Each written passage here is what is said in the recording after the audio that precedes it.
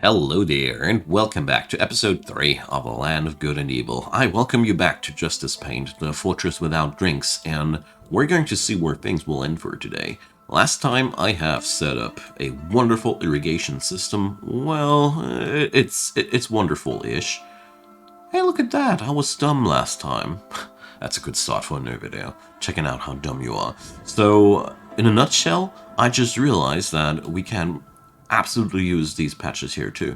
You can muddy clay cavern floors. Well, I had no clue. I thought that was impossible, but you can upgrade it still. Nice.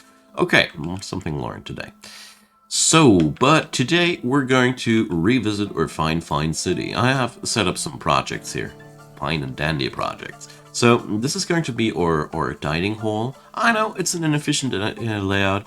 It's mostly for the room layout looks. We're going to see how we arrange tables and all in that. But yeah, it could be more efficient. I don't care about efficiency right now. I also got a room prepared for the sunny cult. You know, we got a cult that we need to satisfy here. So beyond that, I didn't do much between the episodes. I just took the liberty to carve out a little bit more city, and I assigned a few more rooms and all these things, but you know, nothing too special. The most pressing matter currently, in my opinion, is the drink matter. So let's see what we can do. There's prickleberries, there's rye. It's all the stuff that we can directly utilize. Sometimes plants are dead, especially now that it's winter. Dead prickleberries, dead red bean vines, garden cress. I highly doubt that we could make booze out of garden cress. Would you think that? Persimmon.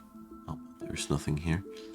So, the deeper it gets into winter, the harder it'll get. I mean, it always depends on your biome. Hey, there's hemp. Nice.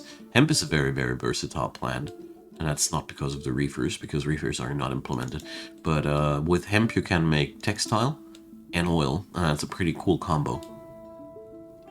That's more than the average pigtail can offer for you. So we're going to definitely harvest some of that and finally unpause that game. So it'll take a while for my sieve until we get really some serious harvest into our possession. So things will stay a little bit problematic like that. So I'm not putting more jobs on Enot's task. That's because I learned that when you put up more and more tasks on your herbalist, since herbs are so low weight, they'll fulfill the entire job before even thinking about dropping their loot back home. Especially in a situation like that, where it is quite urgent to have these things. It's sometimes better to just give them a small schedule. And you see there, he's now dumping that stuff into the barrels here, and now we got at least some prickleberry. I don't know, can we brew bitter vetch? This is a bitter vetch. Really, Sherlock. Nice.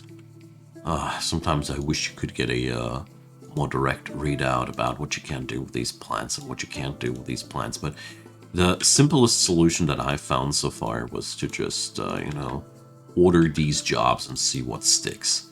So let's see. Persimmon is being grabbed here. Nice. The prickleberry and the cherries. Yeah. So this will bring us some alleviation for the moment.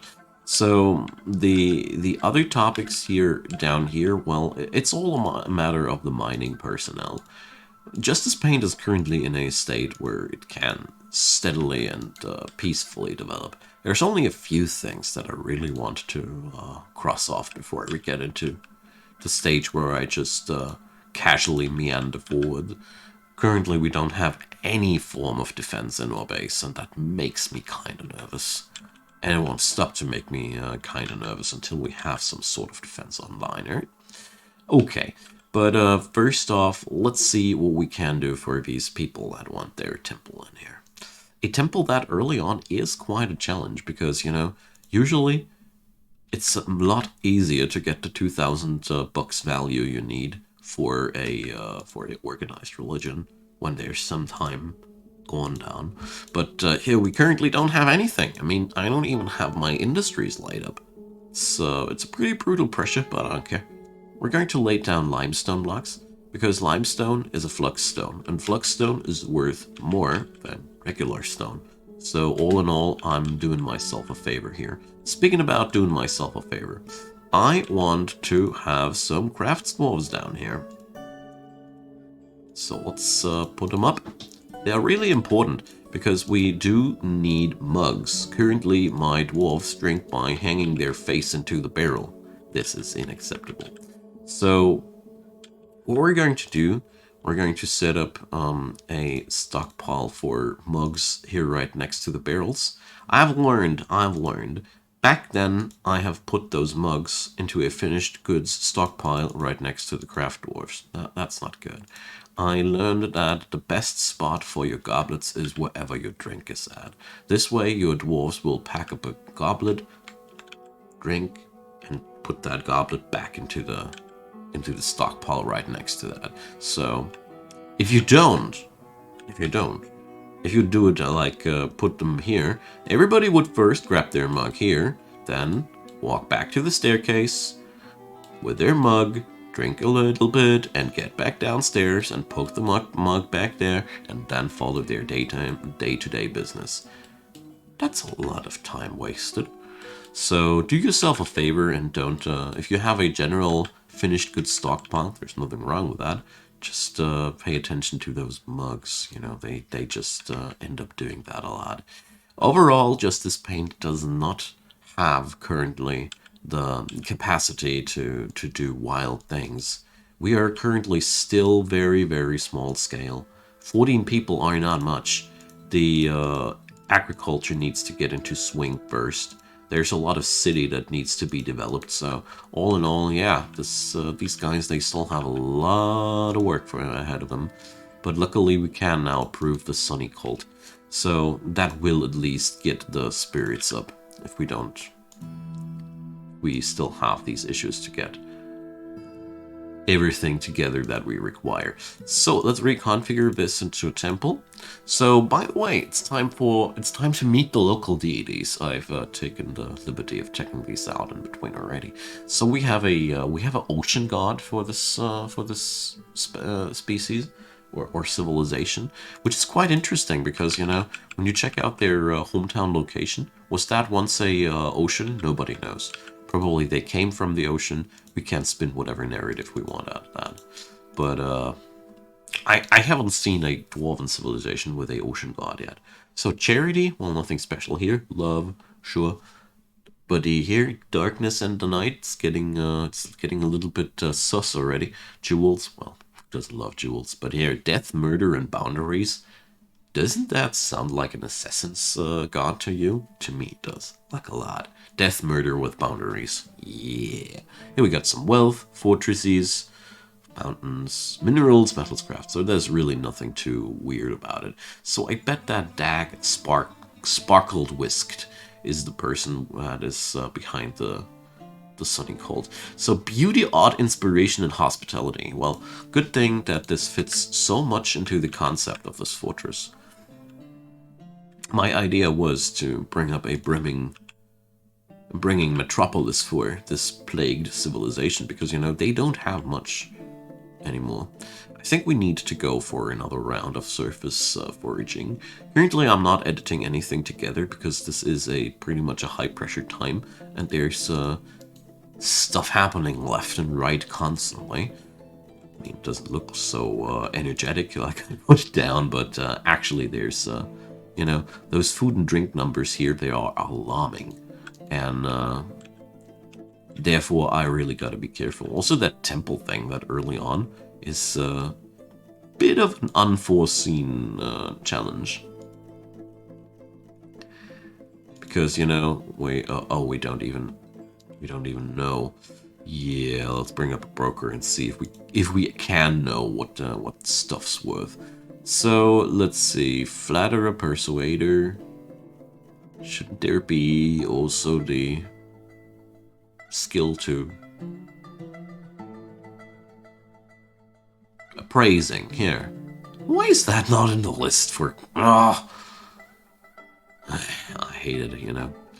So we're going to put the expedition leader on that task, because I have the feeling that his skill is high enough to give us at least some sort of readout. So we need 2,000 dwarf books of value, which is quite a lot early on. So let's see, we need also engravers. You know, engravers are a special bunch. I'm going to re-educate my potash maker. So the thing about engravings is, the more talented the dwarf in question, the more valuable the engraving. And engravings are doubly interesting as they have no intrinsic value as far as I understood things. They are buffing the value of the stuff that they're applied to.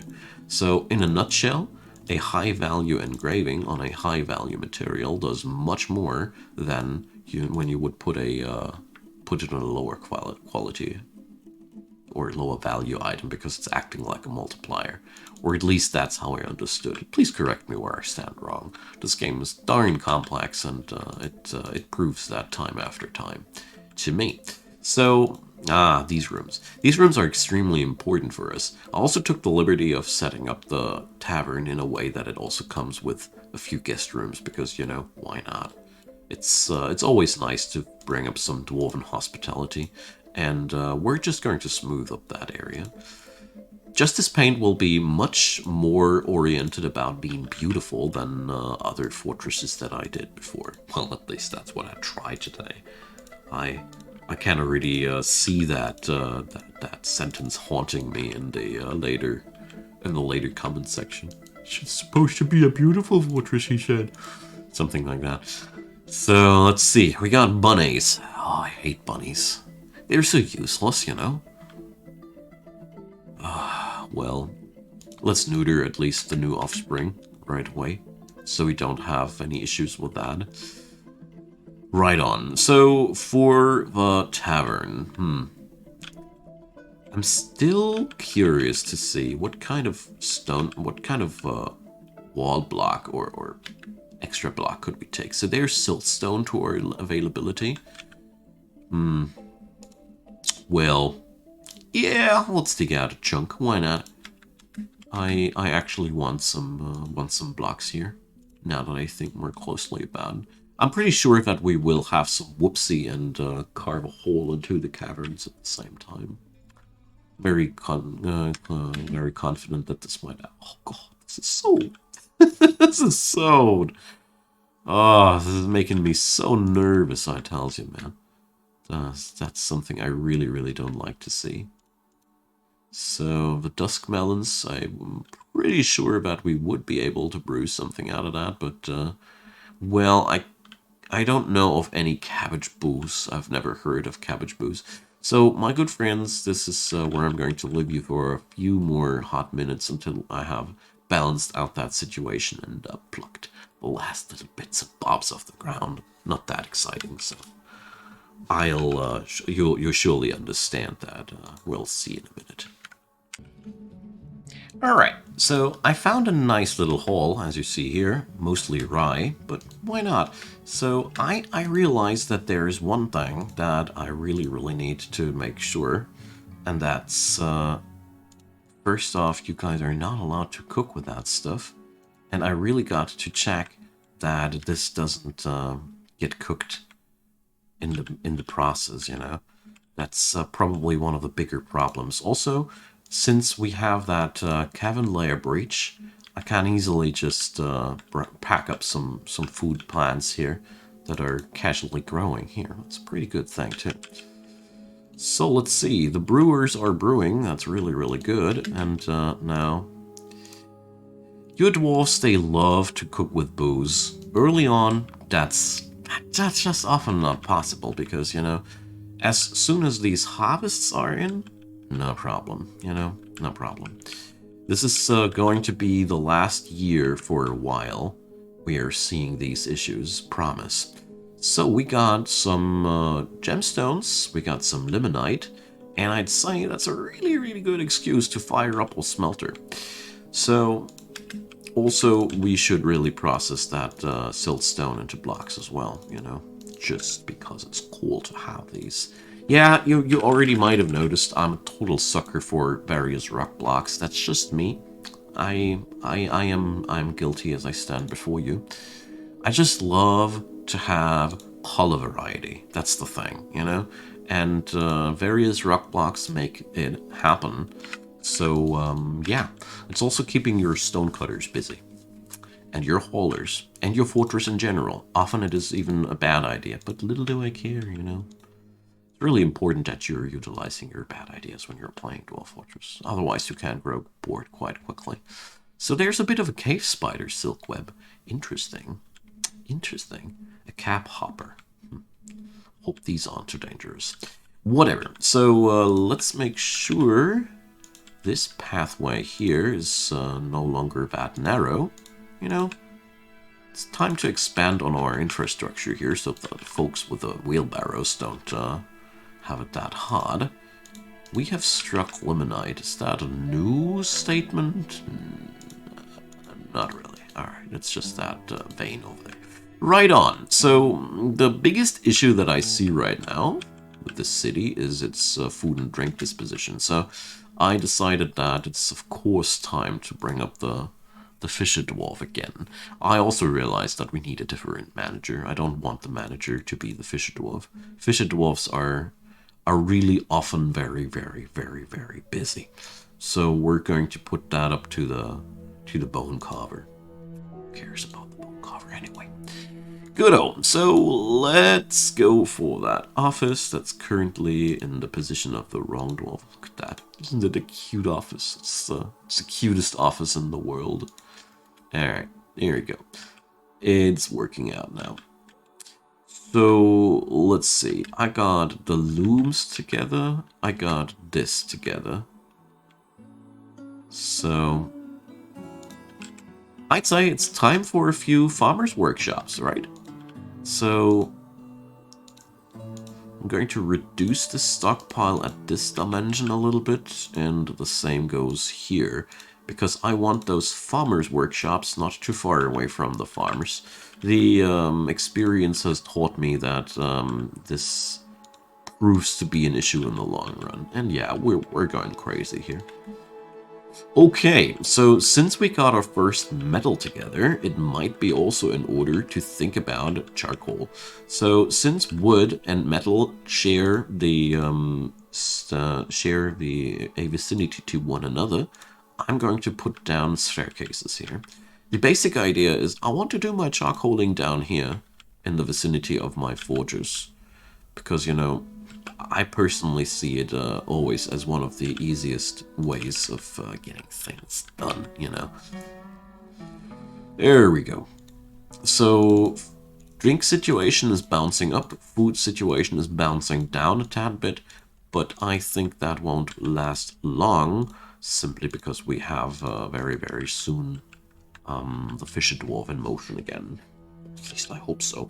Otherwise, we'll just butcher an animal. It's, you know, food is, and so far, a much less worrying metric to me, because, you know, your dwarves, they require much less food than anything else.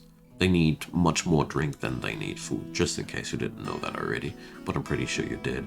So, metalsmith. So far, I gotta say, I haven't seen too much of a big difference between this and the regular game. But I've seen so far already a few critters I have never seen before in vanilla. So probably that's where this is headed for us. I'm preparing here the dining hall already. Still ain't ready yet, but, you know, doesn't stop me from smoothing some walls. We're not smoothing the floors because we're going to put down some proper flooring. What are these wizards up to? They keep visiting me. And look at that, we even have one, oh, another bathing person? No, it's, sometimes they just get stuck in my ponds and don't die there. It's the most weird thing. Alrighty, so yeah, it looks like our food situation isn't going to turn any better time too soon. So let's see. We don't have any reproducing pairs. All right. Well, I don't want to over force into that situation. So no over ambitious slaughtering of animals here. But you know, I would prefer the fish dwarf to do his thing, you know. Alright, dude, you go praying. So that's clear that this is not going to get us anywhere. Bless you, you silly little dwarf. So it'll happen sooner or later. So this one here didn't refill yet. Okay. I hope that this pond will do the trick. Anywho. Let's see what I can order my herbalist to go for. We're just going to go for a mass job now. So the basic idea is we either gather something that we can eat now, or we slaughter one of those animals that I don't need. I hope that the gathering will do the trick in the first place. So another thing that we could do here is allow them to drink with work with some of the booze, but they already do. Also, it is time to set up quarry bushes. I still have no clue what these abyss shades do, so we're going to plant one field. It could be that they're not even edible, so not putting too many hopes into that. That's the point they're making. So, the Crafts Dwarf Workshop. I don't want that here. By the way, didn't I issue the job for mugs? No, I didn't. So let's change that. Rock mugs. Alright. Good thing that I checked. So here we're going to go for the claystone. Why? Because claystone seems to be quite abundant, and I won't be missing that stuff. So we have lots of layers made out of claystone, you see. So it's easy for me to forge that stuff, or... well, forge is actually not the right word, but you get what I want to say. It will be easy to procure more of that. Very, very easy. Not so much about the siltstone, for example. Why are these fluffy wamblers everywhere? Fluffy vermin. That's how vermin looks like in good biomes. Kidding you not. It's actually what it is. Vermin. Alright, so the numbers have finally bounced back up. Just like I expected. It's never a big issue as long as your population is that low. Look at the industry go. Beautiful.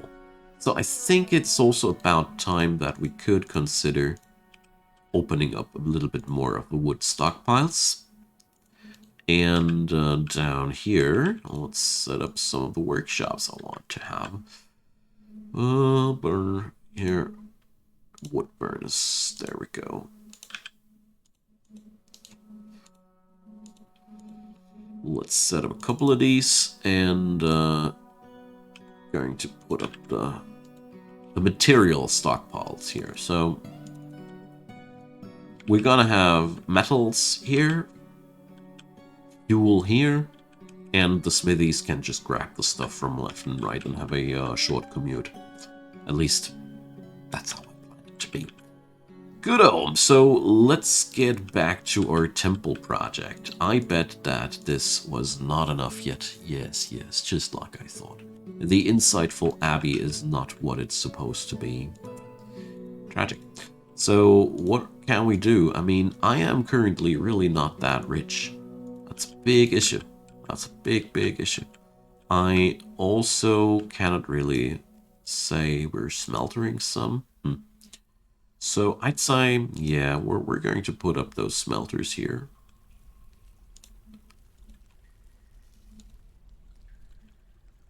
And, well,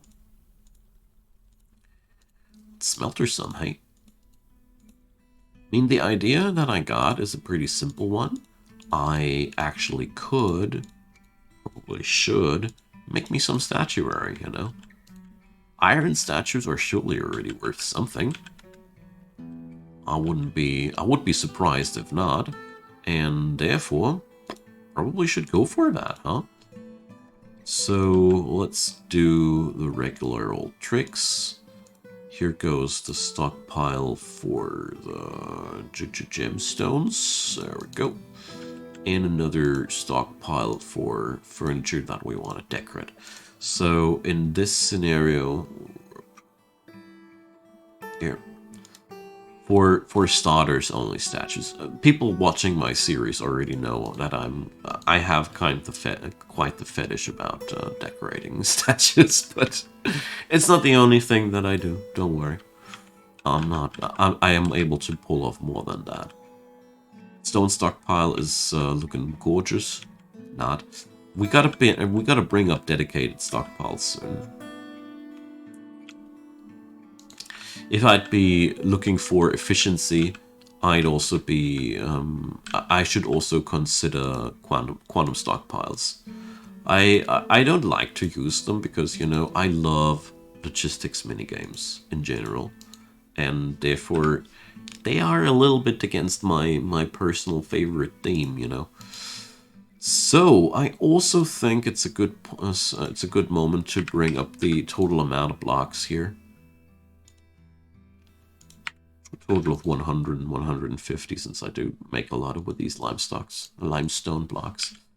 Speaking about limestone, so we got 3 layers where this stuff is quite abundant, but beyond that, I haven't found any further source of fluxstone. So this is something to keep in mind.